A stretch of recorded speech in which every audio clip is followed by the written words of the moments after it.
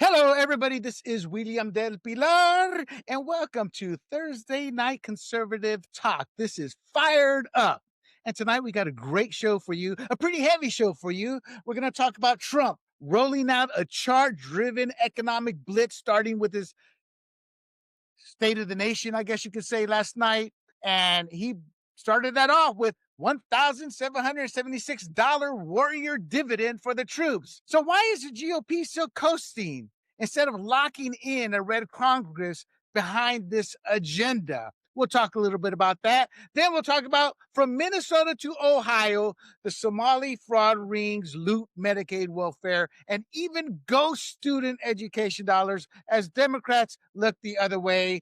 And then we will move on to update a story with Trump's new Venezuelan oil blockade that shows what real enforcement looks like when America decides to fight back, or maybe you disagree. Then we break down the rot people inside federal power. First, Dan Bongino walks away from the FBI's #2 job after turmoil, but many successes. But the rot entails new emails that show a two-tier justice system that raided Trump at Mar-a-Lago without much, if any, probable cause, while protecting the Clintons, specifically the Clinton Foundation. And guess who's back, people? Elon Musk. That's right, Elon Musk. He of the future third party called the American Party that kind of went nowhere from the get-go. But that said, we welcomed him back into the GOP, and his midterm money forces the question, though. Will he back Trump's America First GOP or the likes of Thomas Massey, who, for the record, did not bring $1 to his district with the big, beautiful bill? And yet he, like Ron Paul and Justin Amash previously, enriches himself on the libertarian circuit. Fired up, no spin, no filter, hard-hitting conservative debate. We hope you tune in for the whole show. Hey, and bring the questions and comments. We welcome them all. So let me bring the panel in. But before I bring the panel, I want to welcome our fourth panelist. Usually it's a three-man show, but we have a fourth panelist tonight. He is the directly elected mayor of the city of Vista, California, right down the road from me. He is the Honorable John Franklin, homeowner, business owner, employer, and now candidate for the San Diego County Board of Supervisors District 5. John Franklin is in the house tonight, and we're going to hear from him as well. So let me bring in the panel here. And Mr. Franklin, welcome aboard to Fired Up. William, thanks for having me. Well, before we go on, tell us a little bit about yourself, your campaign, why you're running, and the obstacles you're going to be facing. Well, being mayor is the best job you can have in politics. Everybody loves the mayor.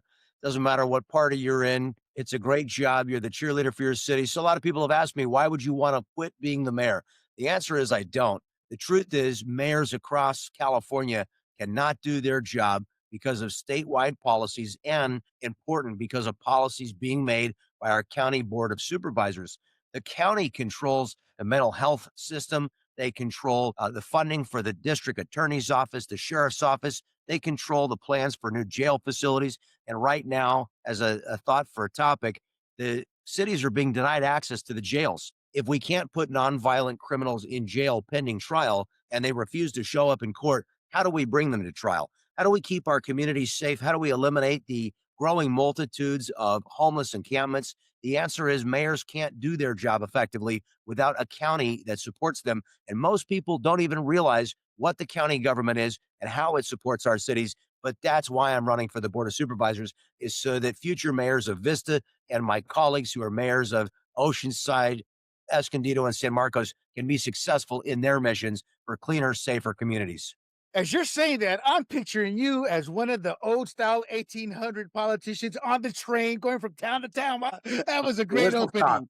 That's a great opening. Thank you, John. A couple of points here, a couple of questions here real quick. I don't want to spend too much time because I want to bring you out to the Fired Up California, but I did not realize that tonight, or maybe I knew, I just forgot, there's 660,000 constituents in your district. That's right.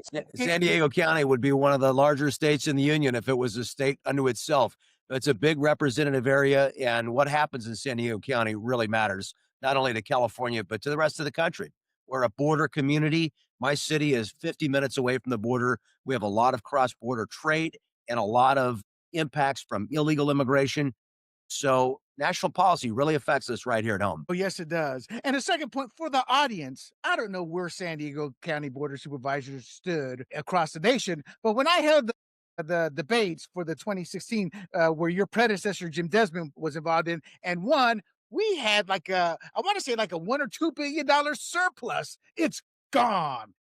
My one question to you here: is there any hope we can get back to a surplus because it's a Democrat controlled board? So, I mean, and they've created programs that are perpetual, meaning it's going to take more and more money. Is there any hope for San Diego from that perspective? Well, there is, but it's going to take some leadership from a true fiscal conservatives. And we went from $1 billion surpluses to now we're at $138.5 million deficit because we received $1.4 billion from the Joe Biden ARPA, which was the pandemic relief plan. And we used that money in San Diego County, or I should say the county did, to hire 2,500 new employees. 2,000 of whom are in positions that didn't exist before, or I should say job billets that didn't exist before. At the same time, we increased staffing by 13.2% in our county. Population hemorrhaged. We lost 20,000 residents of our county. Now, why in the world, when you have a falling population, would you be growing staffing by 13%? When that one-time county money ran out, did they right size and did they say, well, the money's gone and the money to pay people that we hired is gone? No, they decided to continue to employ those people. And now the plan is to raise $1 billion in new taxes. And voters in California and San Diego County are going to face a blizzard of new tax proposals. And you won't believe when you hear the things that are being proposed, including new property taxes, including sales tax increases as much as 2% when added up. And the most odious of all, a thing called a transfer tax, which is literally a sales tax on your home.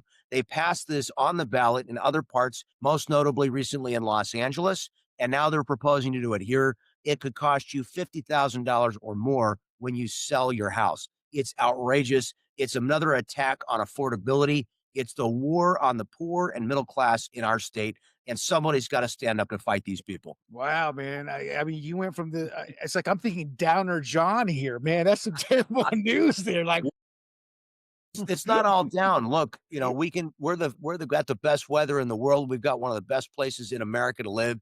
There's no doubt about it. This is a beautiful place. And I talk to people every day, business leaders and community leaders and working people who say, this is where my family is. I own my home here and I was raised here. I'm not leaving. And that's the way we feel. We're going to fight for this place that we love, the most beautiful, most pristine place on earth and one of the best places in America. We're not leaving. We're not going to run away. We're going to fight. outstanding, Andy. G and Annette for the audience who you probably forgotten, but they're also elected officials. They're not in any races this year, but I'm sure they know what John is going through. John, I actually served on the Valley Center Community Planning Board. Living in the country, I don't get a real city council to serve in, you know. And real quick for the audience, what many of you don't realize is the Board of Supervisors is countywide. What's more popular, what's more layman that people understand are the city councils. But the Board of Supervisors, both in San Diego and LA, they dwarf the budgets for the city councils and they tend to co-work together in certain instances of cross-lapping there. But Board of Supervisors are powerful people, powerful individuals who wield a lot of lordship over we the constituents. And here in San Diego County, we had some great decades under Republican rule, but over the last couple of cycles, it has been Democrat led. And as I said, we are in the red. All right, guys. Let's get going. John, I always introduce a topic that's not on the agenda for bleeps and giggles. Tonight, this is for Miss Annette before she hits Christmas vacation. Let's start with you. Your thoughts on Trump's post and the Rob Reiner murder. Yes, the G-Man. Yes, you. Uh-oh, looks like G's frozen. We'll go to you, Mr. Franklin. G's out, you're in. What? I did not care for Rob Reiner's politics, but no person should be murdered. No person should be a victim of violence. And what happened to Rob Reiner is an absolute travesty. And there's nothing that any person of any stripe should say other than it's a terrible tragedy for their family. And, I believe in not speaking ill of the dead. That's a firm principle of mine. So I don't speak ill of people, especially those we saw disgusting comments tearing Charlie Kirk down after his vicious assassination. And I don't go for anybody speaking ill of the dead. I don't think it's the right thing to do. What about you, G-Man? So my thoughts are different. First, I do agree with you, Mr. Franklin. Do not speak ill of the dead. Do not say anything. G is also right. Trump is going to be Trump. Nobody should be shocked. But let me tell the audience the thing. For people who come and start to denigrate Trump over what he said, I will take you seriously if you've been or had an assassination attempt towards you, not once, but twice. I will take you seriously if you have not been part of the crew that has raised the rhetoric, calling him Hitler, fascist, saying he should be in prison, being part of an official Russia or committee to try to bring Trump down with the Russia hoax. Rob Reiner was all of that, all of that. He was a vile human being, but you don't say anything like that because he has family. And especially crushing right now with the fact that it was his son that did this horrendous act. Because to me, I separate Rob Reiner. When I see Rob Reiner, and I think all three of us can agree to this, I don't see the Princess Bride. I don't see When Harry Met Sally, the lovable meathead, the slug we saw on All in the Family. Because when I was a kid, I didn't like Archie Bunker. I was like, God, he's mean to everybody. And this poor meathead, I'm like, stand up for yourself, meathead. But he was also politically an individual who stomped all over Rush Limbaugh the day after he passed. So it's not that I'm condoning what Trump said. I'm not. But he and Trump, it was personal. Trump, somebody needs to grab Trump's phone and be his editor before anything goes out. So I don't condemn him, but I'm not going to condone what he said. But I understand why he said it. Trump has been politically persecuted. They've tried to kill him. And both of those statements, they've done that multiple times. The floor is yours. And I agree with you. I'm not condoning what he said. I'm not going to condemn him. Yeah. And we are in a different world of politics. I'm always talking about this on is we got to fight back. The days of the GOP going, well, I'm going to take the higher ground. I got sick of hearing that as a Latino. You see me, John, you probably like, oh, white guy. I am a Latino. And I know Annette's probably tired of hearing this. My grandmother's Afro-Caribbean. My mother's Korean because we have Asian in us in terms of our looks. We are the ultimate family. So I got involved because I got tired of that. I go, hey, we Latinos, we're diverse. We're not short and brown. The Spaniards and the French, they spread their seed all over the New World.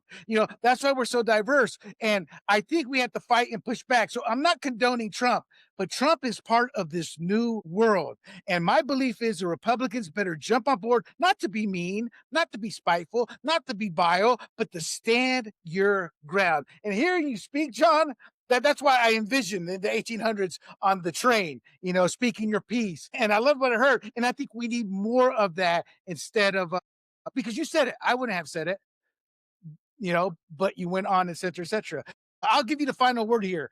Oh, actually, I'll try to give G the final word, but go ahead, John. Any final thoughts on this? Well, with respect to the living only, I agree. We need to fight back. And, unfortunately, sadly, we've entered a new era of American politics. It is not the first time we've seen these things before, but the effort to absolutely destroy people, to cause political violence, is something that we haven't seen in our lifetimes. And it does require a new breed of fighter, somebody who's not going to back down. And I think that, President Trump is a person that doesn't back down. And that's why probably America has chosen him. And he is the right person for this moment because he's a true fighter. And nothing else is going to get the job done right now. He's been attacked mercilessly for doing the exact same things that Barack Obama did, that Joe Biden did, that Hillary Clinton endorsed, that Bill Clinton did as he was president. And all of a sudden, there's a brand new standard to hold him accountable in a different way for the literally identical policies, and it doesn't make sense. Exactly. Gee, before we lose you again, your final thoughts on the Rob Reiner. Is that sarcasm? Okay, I'm going to close this quick segment here with what I think is the perfect post, politically speaking. And it comes from an Econogate, and it says Rob Reiner, and I truly believe this because this has been brought up more than once, and I think any parent will agree to this. Rob Reiner should have focused on being a better father instead of a Trump deranged activist. He put all that energy into screaming about Trump when that energy should have been put into making strong, meaningful bonds with his children and ensuring their well-being and growth. But he was a typical, I'm not going to read the rest, but I think that's a fair take on the situation, maybe a little bit on the heavy-handed side, but I think it's a fair take because the more that's coming out, this his son was in rehab at the age of 14. Reports say 15, but he, in his own words, said 14. It was just having to live in the shadow of not only your father, but Carl Reiner. That's kind of tough for a Hollywood kid. But I'd never not met a parent who has a troubled son or daughter and they've stopped what they're doing. They've resigned, they've moved on. I got to take care of my family. And I think he put so much effort into his TDS literally when all that energy could have been focused on his son. And in reading the reports, there are some articles out there that are well written. One I can't remember the author, but in essence, he was saying Rob was really working hard, but he also sensed Rob was doing it to find peace within himself more than his son, in the sense of Rob realized what his son had become. And when they were doing the special. So God bless Rob Reiner. He will always be meathead to me. You said me? Nobody should die like they did, especially at the hands of your own loved ones. And I don't condemn Trump, but Trump should have shut the bleep up in this instant. And I don't think anybody on the panel here would disagree. And the only pass I will give Trump is we haven't been shot at and tried to kill not once but twice, and we haven't been tried to be politically persecuted, have our empire taken away, and to be put in jail for many years. And with that, I get the last word. So let us move on. So Reuters, is that how you say G? Reuters, and Ipsos polling shows there's a fight right now. There's a tough fight in terms of the midterms coming up. Generic polling, and G and I and Annette, we've been like, sorry, hey, I've got the internet Republicans need to gremlins get here. on So board Trump's with going to this be Trump, right? And we know who he campaigning is, even at on Charlie Kirk's affordability. memorial. The Erica Democrats Kirk may saying, "Come to be Christ, come to creating a false Christ," narrative and with the Trump's like, "That's messaging, not me. but there That's are not me." truly So affordability he is who he is. I don't issues agree with with what the young. he And it said about seems him. like Rob Trump Reiner, I kicked saw a off the clip of him 2026 midterms saying that with his Charlie Kirk speech should not be, or last nobody should be night. shot So what for I'm going their to do difference of is opinion or let's their start on with political just take a opinion. few seconds to give me your initial thoughts and I'm going to bring some charts up and we'll talk about the charts and we'll move it along. You guys have notes I've sent there. Feel free to Well, tap into those, but I'm I'm going to pull really the glad you charts up brought so it we up because I discuss it have from been that watching perspective. that G, coverage before we lose daily you, because let's I go to you, found then it we'll to give be Mr. just Franklin, and then we'll go to Annette. absolutely, Go ahead, G. just, You're I don't know, appalling, I guess. But I guess what I would say about that is it was a very narcissistic thing for Trump to do, to sort of make it about him. I mean, I totally agree with what John said. I mean, you have to honor people and their lives. And I never agreed with Rob Reiner's politics. I was actually sort of shocked when he would come out politically and speak. And I was like, sort of like, where is he really coming from? But I enjoyed his movies, I enjoyed his art, and I appreciated him as a human being. So I mean, there's always something with everyone that I can sort of find and like about them. I don't know, maybe that's just a quality that I have, but just the humanity of someone. So I was a little bit surprised that Trump would come out that way. I thought it was a narcissistic move and I was disappointed as well. actually, G, I don't want to push back, but I guess I'm going to push back a little bit. Those Republicans, they're in those pretty much split districts. So I chastise them, but I understand. But there's a time you got to put a line in the sand. The party needs you. Trump can back you in the campaign, but I understand their situation. John, when you see this poll here, this from Reuters, Ipsos, I got to be honest. I'm like, that's not bad at all. Because usually the party that's not in power tends to rake it in during the midterms. And this shows a tight race. And the reason I say that is because Trump has been taking a beating as Republicans have lost the last two out of the three, the special elections. They lost Virginia, New York. They even lost Miami a couple weeks ago. They won Tennessee. So to sit there and see the Democrats generic only 4 ahead, and they pulled within the last month. They've gone from 1 point ahead to 4. So they are increasing it. But you're in a race that's going to be decided in 2026 as well. So what's your take when you see this? The household bills, which party has a better policy? Your overall general take? Well, I'm glad that some of these issues like immigration and crime are issues that are playing out at the municipal level. We don't have the challenge at the county level of solving the healthcare problem. But I can't ever forget what Paul Harvey said. He said, if you think healthcare is expensive now, wait until it's free. And he was right. We didn't have these significant affordability challenges that were at the top of the minds of Americans before we started trying to make it free. And all these subsidies, most Americans don't even realize the subsidies are pretty new within the last 4 years. How did we And he's survive our 4 years commander in ago? chief. The Say cost, I nothing. see What this about as a the old mayor. adage, if you can't say Insurance something nice, companies don't say come it to right? us. We provide health care for about 300 employees of the city of Vista. And for the last 7 or 8 years, we've seen 20% year over year increases. They are totally untenable in the cost of healthcare.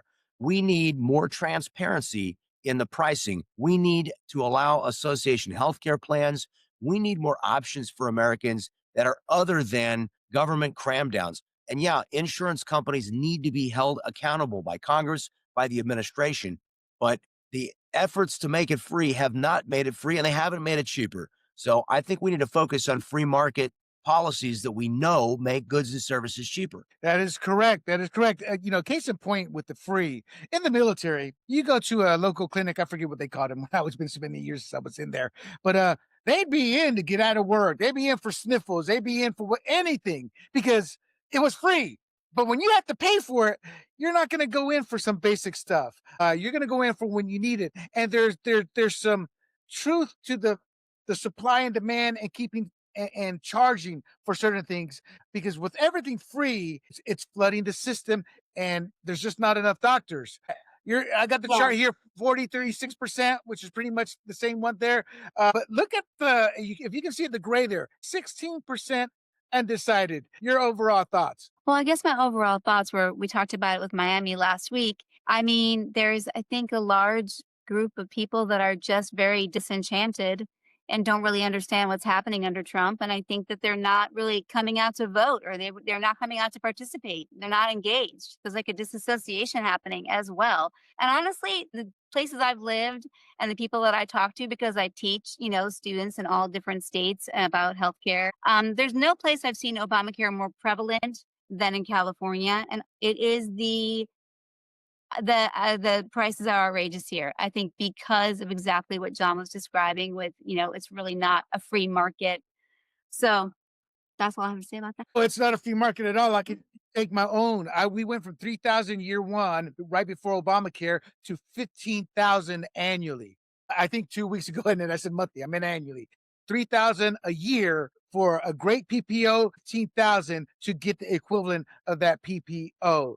John, Yeah, I here did are a some of the reboot, so I factors think that I'm okay. individuals are But looking at. so We've as been I was harping saying, about I the cost think of living for a few weeks now that Trump the just needs to Republicans need to rise jump on, above and that's polling at appeal to his better 44%. angels, Democratic just like many values, Democrats did when 25, Charlie Kirk immigration, died. 16, Uh, crime, 6. no, As I'm somebody saying many who's Democrats, in not a all, race, because what I was going to say how is, do you I'm interpret not ready this? to put up my AOC Well, there are a lot of 2028 things at poster the yet, local level that but we can do I to do control think the that cost of living. The a number lot of one thing that Democrats we need to can look in the do mirror is and go, build, well, a baby, lot of build us on our when it comes side to actually housing. celebrated We Charlie need Kirk's more death, communities, new calling communities. him whatever What they we're called doing in him, San and that Diego was not County, right either. because So of on both outrageously sides, radical it's not right. We should, environmental policy, and we've said Rob Reiner no to didn't die almost because of all new construction of single political family opinion. He homes Yes. probably died in the because he was telling his outlying son, areas of "Hey, our get off county. drugs We're and be a forcing decent human high being." rise, high And that's density probably the right construction. message he needed And to I send always to his ask son. people, I go, And did his it son get didn't like cheaper to to hear live in New that, York City or and did what he Boston or did, San which was Francisco? a High tragedy. rise, high density is always the most expensive housing you can live in, yet it's what our leftist politicians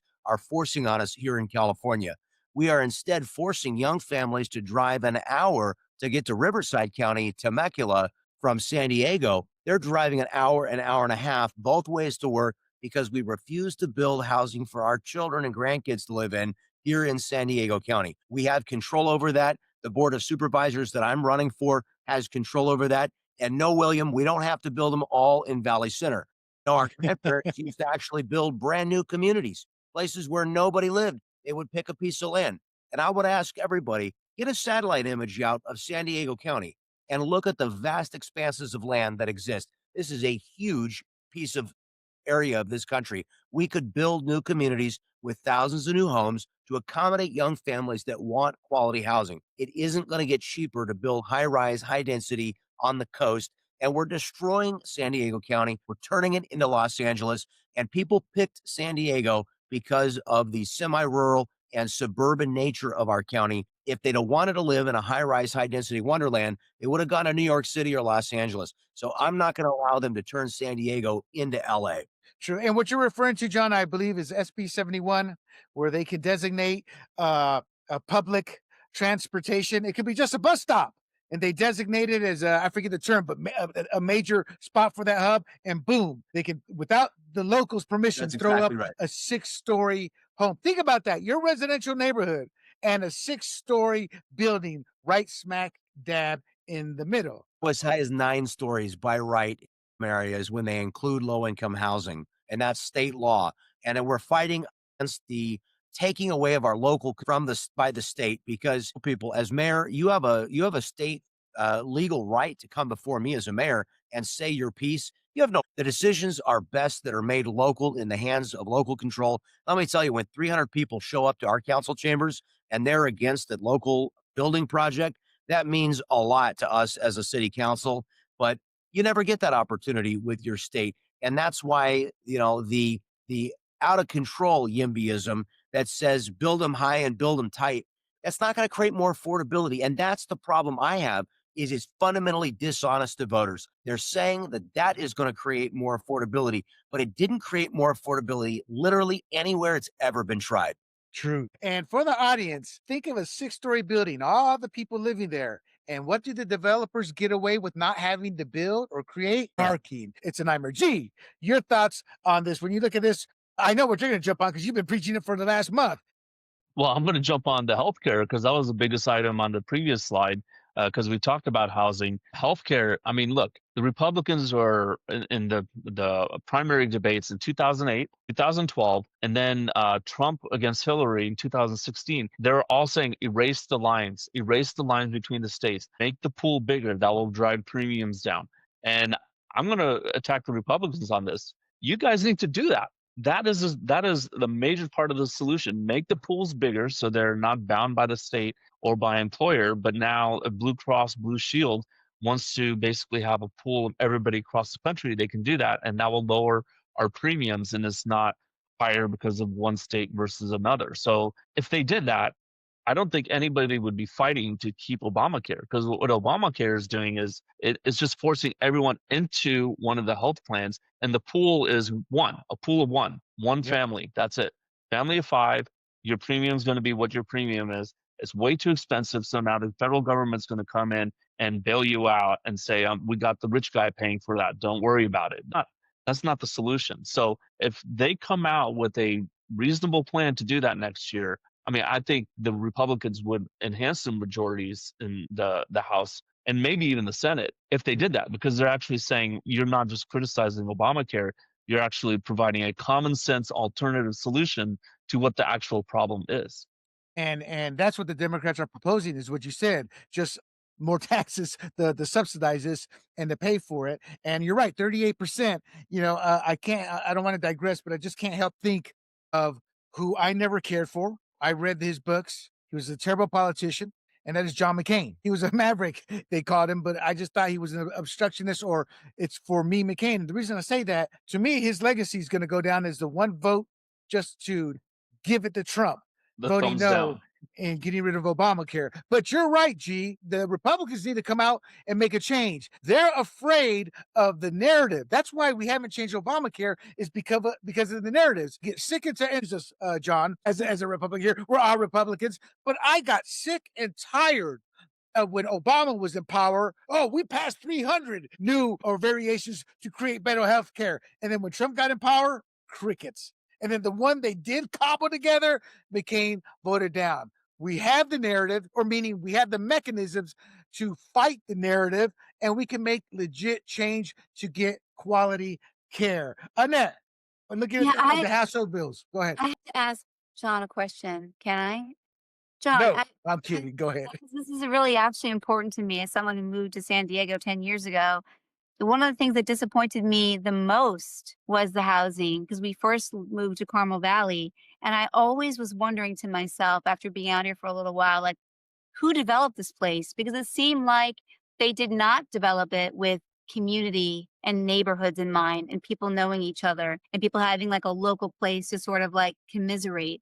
So I hope that, because I think you're right. I think that because my daughter lives in New York City, I do think that high density housing is also has a whole load of problems and is not the right way. You want to have single family homes for people to have their families and community. But I really do hope that as you're talking about that and as developers are looking at all of that like open land where they could develop it, that they do think about what it takes to have a community and like put those together thoughtfully. I'm not sure that that happened. It just doesn't, coming from the East Coast, it didn't, and the Midwest, where I grew up in the Midwest and then moved to the East Coast with Bill. And I've lived out here for 10 years now. And I'm always just like, who did this and what were they thinking? And then I've always wondered about San Diego as a city itself. I think it was like maybe like a Navy town or something. There was a town for, the military town Right. that sort right. of like became maybe something else. But it has been a fascinating thing that I would love to learn more about, because I think it is important to have communities where people can know each other and care about your neighbor. When you care about your neighbor and your local politics, I do think that then those communities thrive, and then there's an outpouring from that. Okay, so what's your specific question though for John? The question is, how are they going to be able to do that thoughtfully? What has been happening Gotcha. up to now that it's become that you have these developments that just seem like they're just thrown up and just random, and they don't, and Yeah. the school systems that's surrounding it aren't usually very good. Actually, Well, they got a Tucker- plan. Go ahead, John. I'll tell you where you don't find a great sense of community is high rise, high density. No one knows each other. I People in agree. New York and LA, they don't know their neighbors. And in fact, what we've got is we've got one group of people that wants to encourage a society of renters. And renters are highly transient. They move around. They're not Yes. committed to one locality. It's when people invest in a home and they own a home, their kids go to school there, they build a business in that community. That's when people develop investment. The other group of people that aren't able to build community are the people that are driving 90 minutes to work, and then to get home again. Those people don't have time to participate in community. So again, we need to allow single family home ownership. It is the core of the American dream to own a home in this country. And if we ever forget that, then like Reagan said, we'll be a nation gone under. Listen, there's no way to retire with dignity in America if you don't own your home by the time you retire. It is something we should be teaching our children and grandchildren. George W. Bush was derided when he talked about the great ownership society, but I absolutely believe we should be teaching and encouraging young people to invest in a home. They should start early with whatever they can afford, get on the escalator, I call it, of home ownership. As people move into my neighborhood who are paying double what I paid for my house just 10 years ago, I marvel and I ask myself, could I afford to live in the neighborhood I live in now if I had to buy today? But then I look at my neighbors who bought 10 years before I did and paid half as much, and the ones who bought in the 80s who paid $100,000 for their home. Inflation is another topic, and we could talk about it. But the reality is you got to get on that escalator. Home ownership creates a sturdy society, and it creates that sense of community that you're longing for. People got to participate in the Little League, in the Chamber of Commerce. That's what creates community. Right. All right, guys, here's the final chart and two more topics within this segment. So let's in about 30 seconds, you see the cost of living. It's pretty even there. So I believe we can sit there and take advantage of that because Trump's taking a beating and his economic policies are going to begin taking fruition. However, we are 9 down in democratic values. So in 30 seconds, each of you, and for the audience, what they mean by democratic values is the context of referring to principles like protecting democratic norms, fairness and governance, and safeguarding freedoms. And I find that ironic because the Democrats have done everything to kind of slowly take away from that, but they control the narrative. So let's start here with G. How do we overcome that? What would you, if you were a consultant, what would you tell the Honorable John Franklin? This is what you need to do, John. Well, the democratic values part, I mean, that's just that. I think that's more personality based, because I think it's ridiculous to say that Republicans are anti-democratic, maybe because they don't have the word Democrat in the party name. But I think it's just going to be all about the pocketbook, right? And it was James Carville, Bill Clinton's campaign strategist, who said it's the economy's stupid, and it always will be. I mean, Gotcha. Democrats are not going to win on immigration and crime. It's going to come down to the pocketbook. So you would tell John, you see that cost of living graph there? We got to move that one up. John, how do you see this? How would you combat that? Or how do you plan on combating that? You saw in an earlier chart that voters trust us on crime, and that's because we're the keepers of the flame when it comes to the rule of law. And this is something that we all, as conservatives and every American, needs to fight to normalize the rule of law. We don't want a law adopted by Congress, signed by a president, a past president. We don't want those laws ignored or enforced arbitrarily. We want them enforced consistently from administration to administration, whether it's on the local level or the federal level. I believe that we're the keepers of democratic values because we believe in the rule of law. And I think that's important. And I think we've seen that the rule of law has prevailed, but it's going to prevail only if we continue to keep that flame. But G, you're absolutely right. Cost of living is going to be the number one issue. And G made a good point. While if you look at it, wage growth has barely caught up with inflation. The problem is it didn't catch up for the last 5 years. And so we have a deficit of what people have been able to afford if you add up their salary over the last 5 years versus what inflation was. So we really still haven't caught up, and we certainly don't feel like we've caught up. I don't know that there's much we can do other than hope the economy recovers from the damage that was done by $3 trillion of excess spending that happened after we were already on the road to recovery from the pandemic. Let me just tell you, the city of Vista, as one example, got $26 million, and that was one of the smaller allotments. City of San Diego got hundreds of millions of dollars. The county got billions. Money was thrown out like the glass box cash grab game show. Okay. We spent money on things that had absolutely nothing to do. The county of San Diego hired lawyers for every illegal immigrant in the county of San Diego. They funded their asylum cases, their lawyer, and we paid to defend them for committing murder, for DUI, for abusing their spouses. Why? For foreign nationals who came into our country illegally with pandemic relief money, because the money was shot out of the cash cannon. That is what drove and caused inflation. One of the things we have to effectively message is what caused the economic crisis that we're in now. Why are we suffering this cost of living crisis? Because of the cash cannon. If you want to get out of a hole, stop digging. Thankfully, Right. we have stopped digging, but until we've stopped for a while, the hole's not going to fill itself in overnight. But it's starting to fill itself in. And, this is about what mom and dad have to tell the kids. Hey, when we're in a fiscal crisis, we got to tighten the belt. We've got to normalize. Right. We've got to stop spending. If we do that over a sustained period of time and we're fiscally responsible, we will right the economic ship. But it's not going to happen overnight. I wish it would. We got to get Jerome Powell to lighten up on the interest rates so that young people can buy homes again. I just Right. wrote a letter to Right. Mike Levin, our congressman, and Daryl Issa, and I asked them to increase the cap on capital gains. Right now, a husband and wife in California are only able to exclude $500,000 in gains. And the problem is a lot of older Californians have $500,000 in gains in their house, and they're not able to sell. And when they don't sell, they're not willing to downsize because they're facing capital gains of 20%. They refuse to put their house into the inventory. We need more inventory in the marketplace. We need more liquidity in the housing market. And that's something the Congress could act to do right away, is to create that liquidity. Right. Well, Jerome Powell is on his way out. Interest rates will come down, and Trump's economic plan should start bearing some fruit. So, John, we've fired up.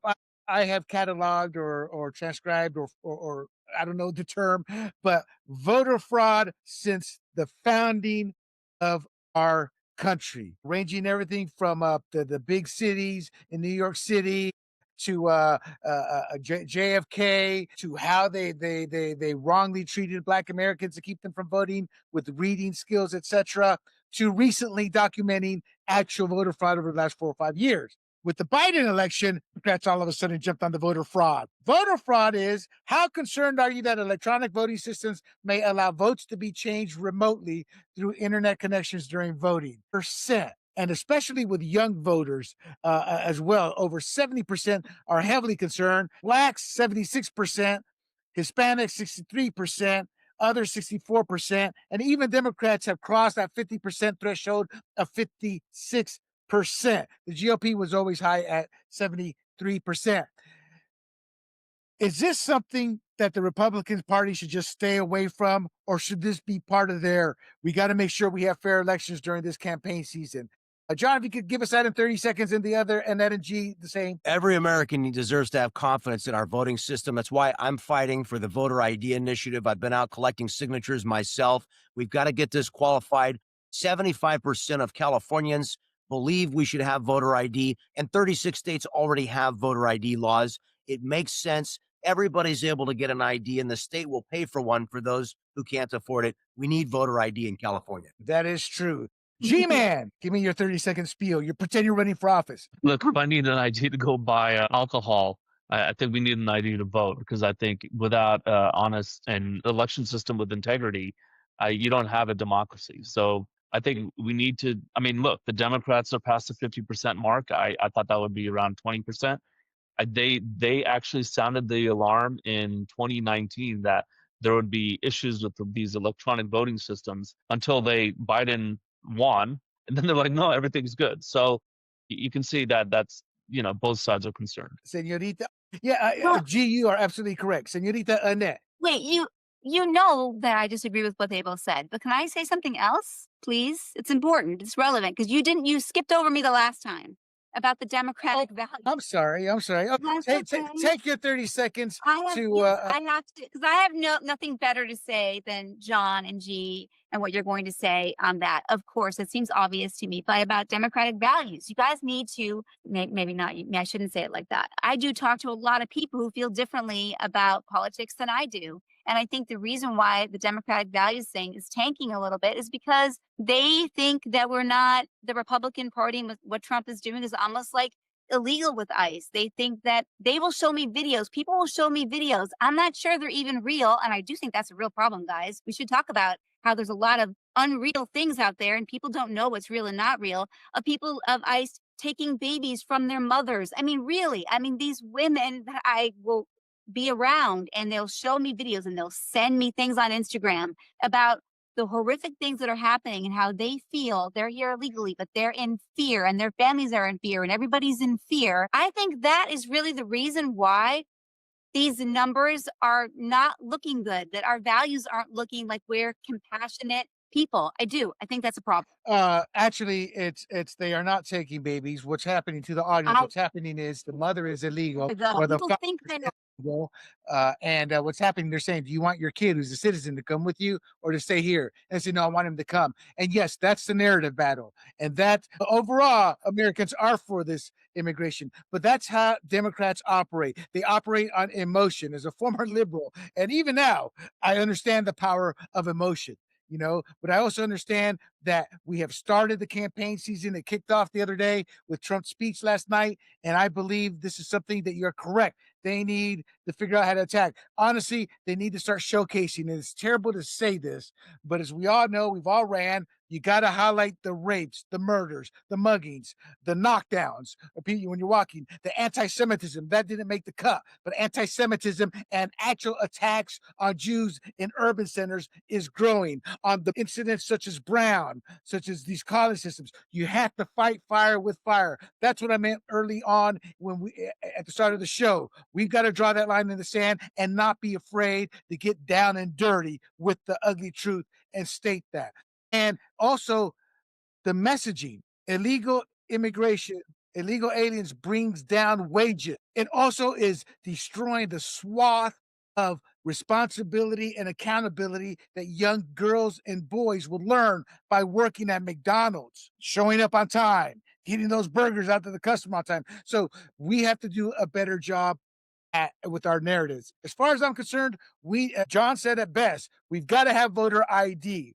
To the audience, if you get a chance, and John, if you haven't seen this video, you need to look up Ami Horowitz, AMI Horowitz. He's got this great video who the panel has seen of him talking to young liberals. Well, why don't they need voter ID? Well, they don't have access to the internet. They may not know where the DMV is. Then Ami went to Harlem and showed him the video.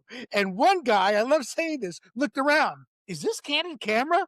He couldn't believe the videos he was seeing. And another individual who was black says, yeah, the DMV's right down there, and spit out the address. So we need to have videos like that. We need to take the messaging. Oh God, I'm going to digress, or we're running tight on time. I gotta ask you this question. I am a historian when it comes to things politics. I believe one of the key problems the Republican Party, at least in California, there's no support from the state or local or county leadership to help you guys go into actual blue districts to campaign. We tend to try to get all the Republicans we can to get to the polls, and we ignore those blue districts. And I know for a fact, Democrats are in red districts. And that's always been my issue. And now I think it's even worse because with the violence, I believe some candidates may be scared to go into a blue district. I can only imagine a white candidate heading into Barrio Logan, you know? And I don't say that in jest. It's these fears with all the violence that's been happening has come around. Your thoughts on my take? We need to develop candidates from every community that share our values. Wall Street Journal's poll last year says more than 50% of Latinos are voting Republican now. A message to Republicans about the Republican Party. The Republican Party is you, that's me, but really it's about strong leaders running for office who can speak to the issues. When we speak to the issues, we win. We see that in California. When we say we want to make it illegal to steal again, 2/3 of the state votes with us. The governor opposed it. Even our own Democrat sheriff of San Diego County opposed it, but the voters pass it. I won in a city that voted 57% for Joe Biden because I talked about real solutions to homelessness. I talked about hiring more police officers. I talked about the things that people wanted to see, a safer and a cleaner community. And you win when you talk about the issues. When you focus on partisanship, you lose people. We need leaders that can run effectively on the issues and have a real message and have real solutions to offer the voters. I agree. I agree. You know, I love talking to Latinos during 2016 when Trump ran. I would go to the Latino neighborhoods in Nevada when I was helping the Ted Cruz campaign, and they'd look at me, obviously not realize I'm Latino. No hablo inglés. No problema, senora. And boom, I was flipping voters from Rubio to Cruz. It's like low hanging fruit, and I hope we get candidates who can sit there and as eloquently and as hard as you speak there to get our policies and our messaging across, because there's a lot of people who don't pay attention to the internet, who don't read the paper, and they won't understand the messaging until they actually speak to the politician. All right, guys, let's get into some hot takes. I want to start with the Somali. I don't want to spend a lot of time on Somali, so just a take or two. Student scam. Department of Education revealed nearly 2,000 fraudulent ghost students where they racked up over about 13 million, meaning they really weren't students. That's a further development in Minnesota, and a developing story is Ohio. And that is the second largest Somali base. And I'm not picking on Somalia. It's just right now they're representing the bad part of what immigration can do to a country and deplete its resources. It's not life's not fair. So we're not picking on them, but they're the ones in the news cycle right now. And that's a developing story of where they have a program for, say, if your spouse or loved one has Alzheimer's or something of that nature, and they were scamming that system. Let's start with you, G. Your thoughts on the ghost scams, the ghost student scam, and the developing story in Ohio. No, I'm a son of two parents who moved here from India when they were in their 20s. And fast forward maybe 30 some odd years later, I was talking to my dad about moving to India to run a software development shop there. And said, don't do it. Don't go there. Don't move there. You won't last a day. And I'm like, why? He's like, they'll eat you alive. You don't understand that Americans are, well, I should say, people in India are nothing like Americans, right? So there is something about American exceptionalism. We have a higher standard of how we conduct ourselves and whatnot. And a lot of times when you bring people from other countries, if they don't go, okay, we're going to assimilate, then they'll look at these systems here and go, man, this is so easy to take advantage of. And that's what's happening, right? So they're taking advantage of this and saying, oh, here's a loophole. Let's pretend that, this person's sick and they're going to the doctor, and this doctor, we've already got them in our back pocket to write a prescription or whatnot and collect all this money from our taxes and run this racket and then go out and buy a Beamer. And this is done on our dime, right? This is not Minnesota money. This is federal money. This is money we are all paying into the system. So I think we just need to be really careful of who we have running these systems and make sure that they, I would think that they need to be citizens. I mean, I don't know what's happening over there, but at least as a citizen, you understand what America is about and you have some sense of American exceptionalism. You're not coming from a dog-eat-dog country where you do whatever it takes to survive, and then you come here and say, "Oh, wow, this is really easy to Right. loot the system." and that's a problem. And G, you're absolutely right. And John Mehet Cook, she happens to actually be of Indian descent. She did stress that it's not the entire Somali community, but the criminal actors exploiting one of the easiest Medicaid systems. We don't have guardrails, and that got shaky when Clinton got into office. The guardrails started to go south. And my take is simple. You got to tighten those up. You got to expel it. But also, I'm not going to let the Somali community, I'm not going to let in Koreatown, in Chinatown, in any community, when all these crimes happen, they don't want to cooperate. So we need to do something to change the mentality. Your thoughts? We have a $38 trillion national deficit now. We shouldn't be funding college tuition or other services for people who are not our countrymen, not citizens of our country. We can't afford it. We're now spending $1.5 trillion a year that we don't have. We're growing the national debt faster than ever, not just because of accumulating interest, but because of overspending our revenues. And what's terrifying is we have people in Congress who subscribe to modern monetary theory, which in very short plans says it doesn't matter if we spend into debt. We can create fiat currency. We can print more. We can use quantitative easing. These things are what create inflation. They're what destabilize our economy. If we're going to have a stable economy, we've got to begin to control the growth in government spending. Are we going to cut our way to solve the national debt? Probably not. We all know that. But could we control the growth of federal spending as a smaller percentage of the growth of our economy? The economy needs to grow faster than federal budgets increase. That's a simple concept every American ought to be able to get behind. But here's the final thought. We need to have accountability and oversight at the federal level and at the county level where I'm running for, where a lot of billions of dollars of federal money is being spent by the county of San Diego on federal Medicaid, Medicare programs. These programs need oversight to ensure they're not being defrauded. The American people deserve confidence that their tax dollars are not being ripped off. That's a simple thought we ought to all be able to support. I agree. And it seems at times that your predecessor there, Jim Desmond's the only one who seems to be calling this stuff out. And much to my disappointment with Joe Anderson, who I love, by the way. But sometimes I'm like, come on, Joe, you got to speak up.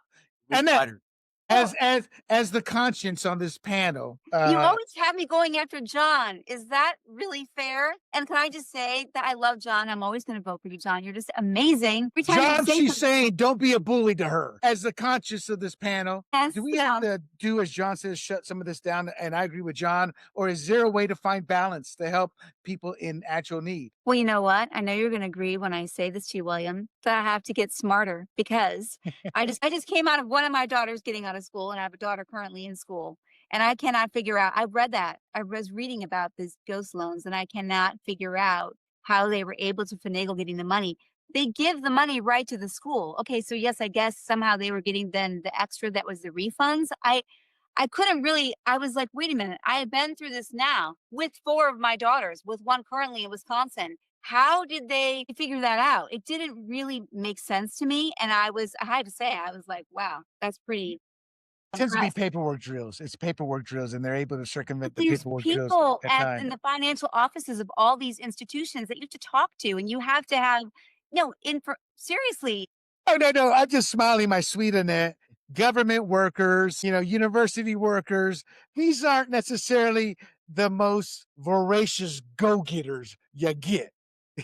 They tend, and I have no shame saying it because I worked in that industry. That's why I say it. Some of the worst workers I ever worked with were social service workers because in their heart, I'm helping the poor. I'm helping this. But they were the ones coming late, leaving early, making excuses, and they rationalized it away by, I'm helping the poor.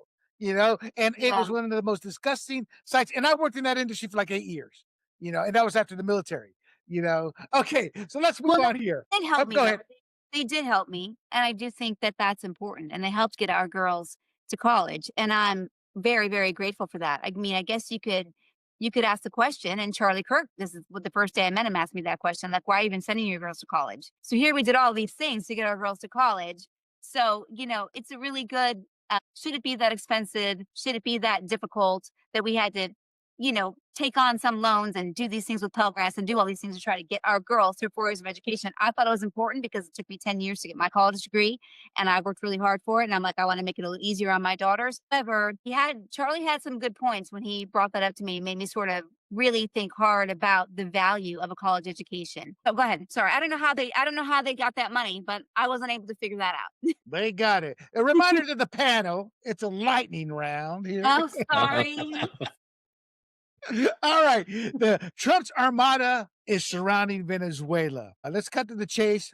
Trump is practicing the Monroe Doctrine here, but he also is demanding for America to get its retribution through the assets that were stolen. For those of you guys not aware, it started in the 70s, but it really ramped up to literally almost everything American that dealt with the oil fields was literally taken by Maduro. So these American corporations, their oil rigs, the oil leases they had, everything they had paid into that was theirs, worked through with contract with the government, was taken. And Trump is using that as the basis. I've been silent most of this episode, but on this, I'm going to sit there and say, not in my backyard.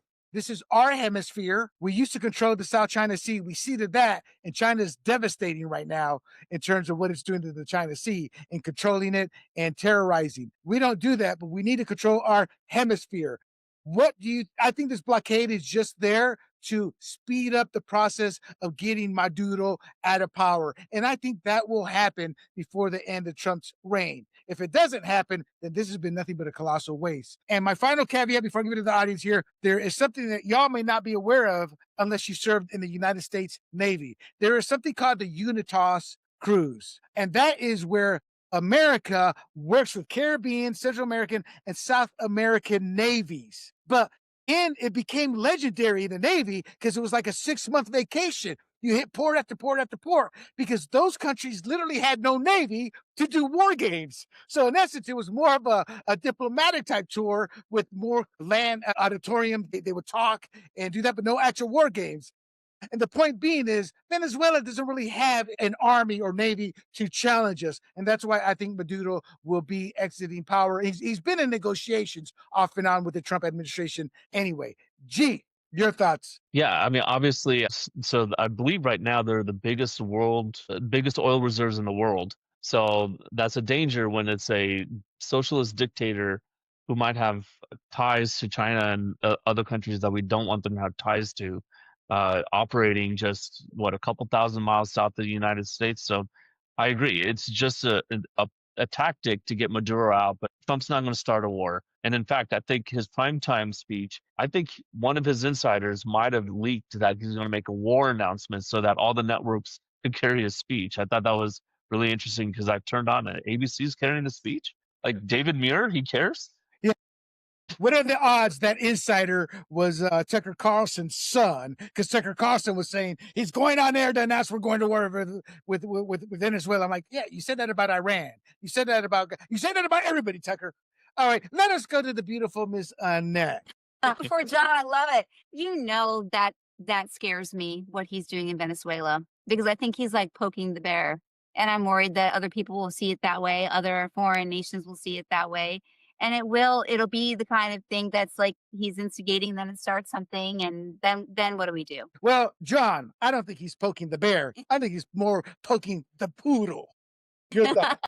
We lost 58,281 fine young Americans in the Vietnam War. We lost 1,100 people last year in San Diego County to overdose death. We lost 12,000 in California, and 105,000 people die every year from overdose death. If you don't think that we're at war, you've got something else coming. Every person who traffics in dope should open the door every morning listening for the sound of falling American artillery on their head.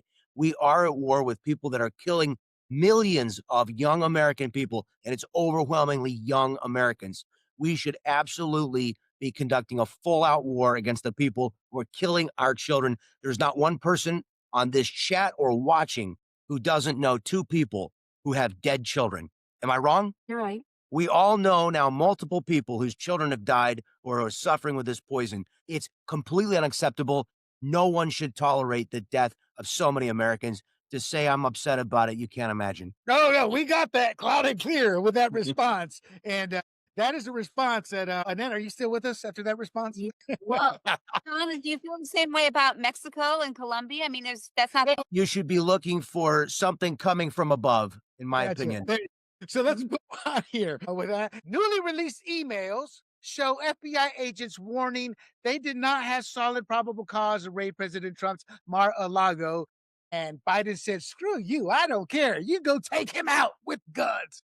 But Biden sat there, as I just said, and pushed it. And at the same time, Senator Grassley out of Iowa showed via emails that the Obama-Biden DOJ officials have spent years blocking and shutting down FBI efforts to investigate the Clintons, specifically the Clinton Foundation. Gee, thoughts? So I'm a little worried that we're just going to get into this yo-yo effect over time with different presidents doing this. So yes, there was no probable cause, and they went after Trump, and they used lawfare, right?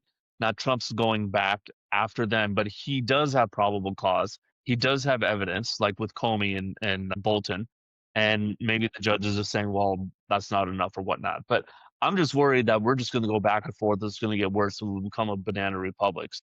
I hope after this round we just kind of stop.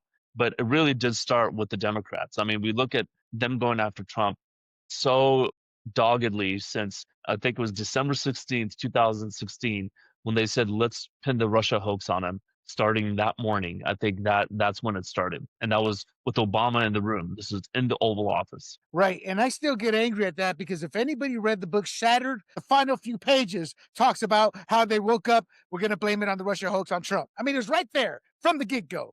And that still doesn't make the news. It boggles my mind. It's a great book, Shattered, in terms of a reporter was embedded into the Hillary Clinton campaign. Great book. Read it. It's still a good read today. To the Honorable John Franklin, your thoughts on this? Well, first of all, your thoughts, but also real quick, you agree with G that this is going to go back and forth, or do we need to fight back? Well, in the where an eye for an eye, pretty soon everybody's blind. What's the saying? Look, every single person needs to be held to account for the law and for their crimes. No one is above the law. But when we have legislatures, the Constitution prohibits bills of attainder. What's a bill of attainder? It's a law aimed at destroying just one person. There's a reason that we prohibited them in the Constitution. We shouldn't allow legislative acts that are designed to destroy one person, and we should have prosecutors better exercising prosecutorial discretion. But any person who violated the law, any person should be held to account. Right. Annette, to go to you, to go back to a few episodes, remember the bully theory? If we don't fight back, they're going to keep on doing it and doing it. But I agree with the mayor, and I always say it, we fight back with Alinsky tactics, but with the righteous truth. They commit a crime, they must pay. And that's how I believe it'll stop. What's your take? My take is John saying that we're in the New Testament or the Old Testament. He speaks as if he's one of the books in the the Old Testament. I'm sorry, I had to say that. I thought that was sort of funny.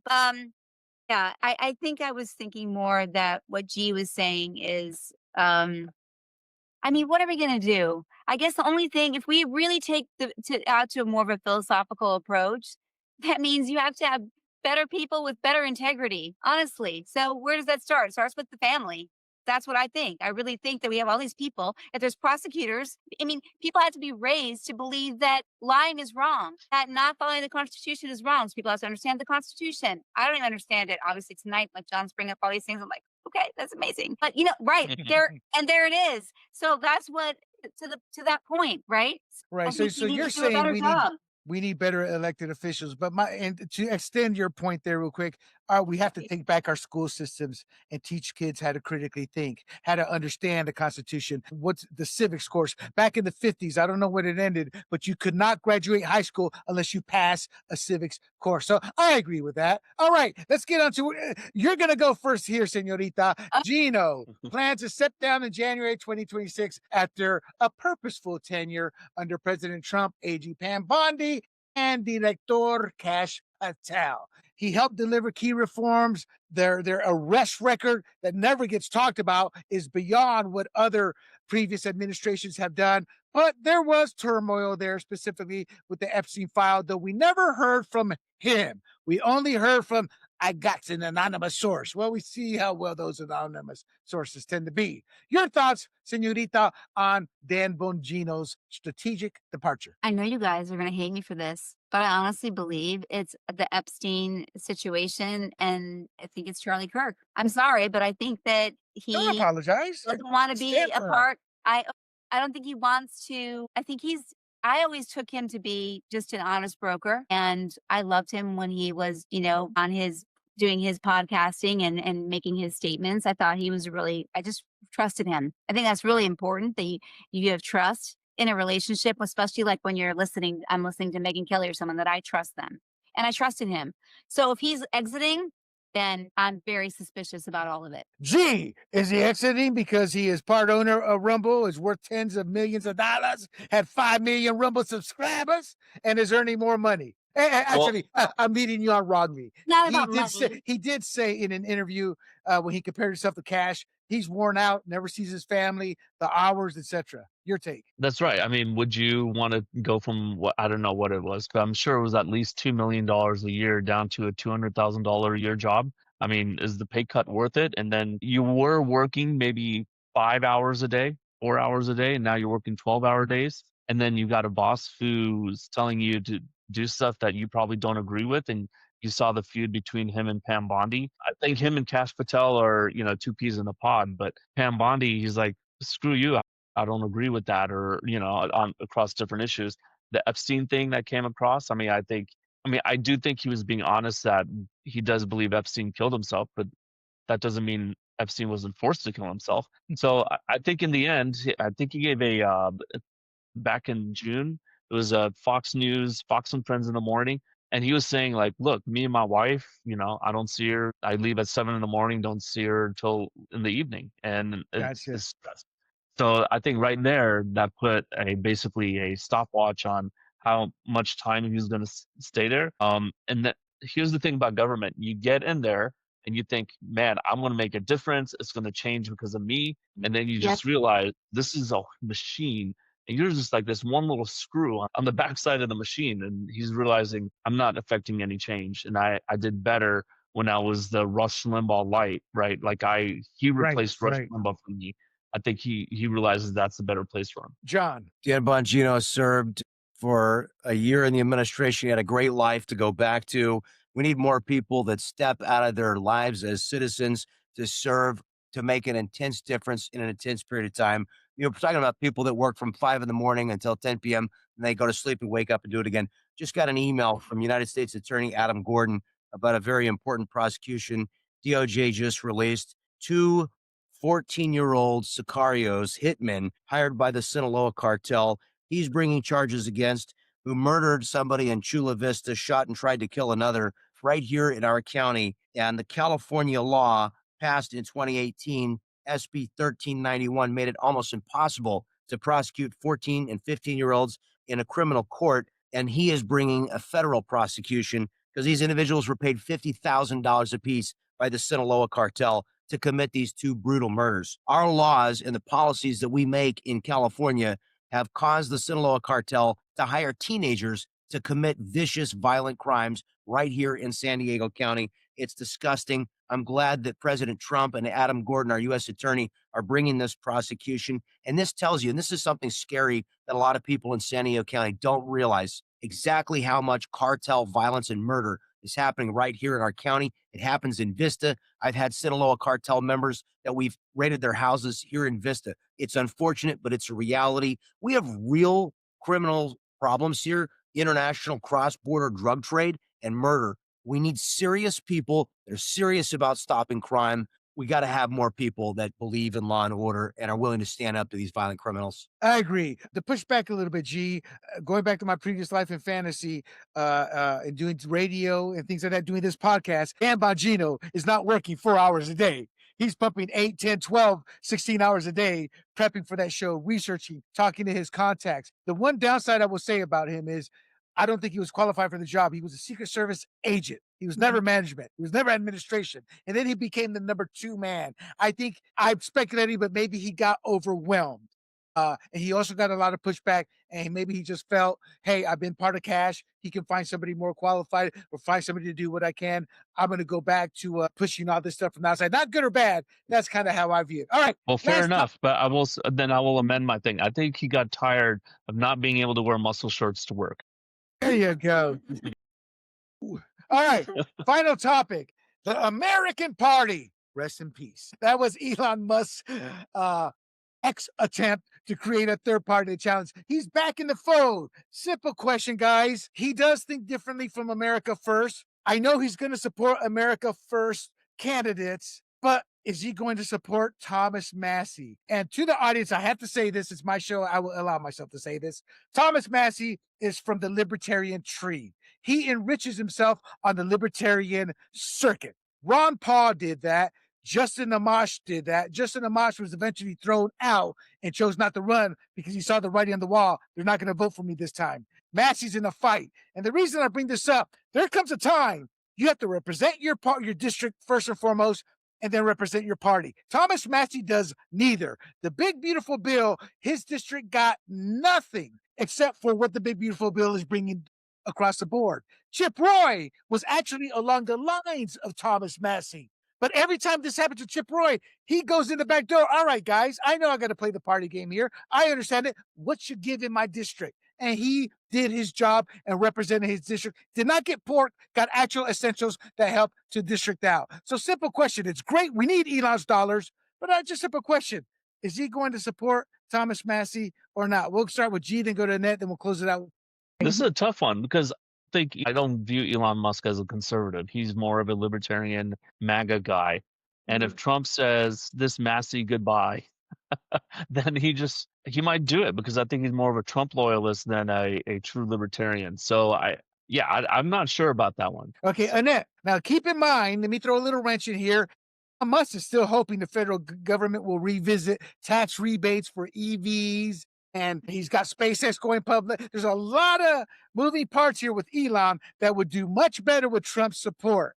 So what do you think he'll do? America First or support Libertarian Massey? No, I think he won't. I think he will. No, I think he's going to look at his needs first. So that would mean he would have to support it. Senor Franklin, your thoughts? Elon Musk has not contributed to Thomas Massie in the past. He's contributed directly to a lot of congressional Republicans.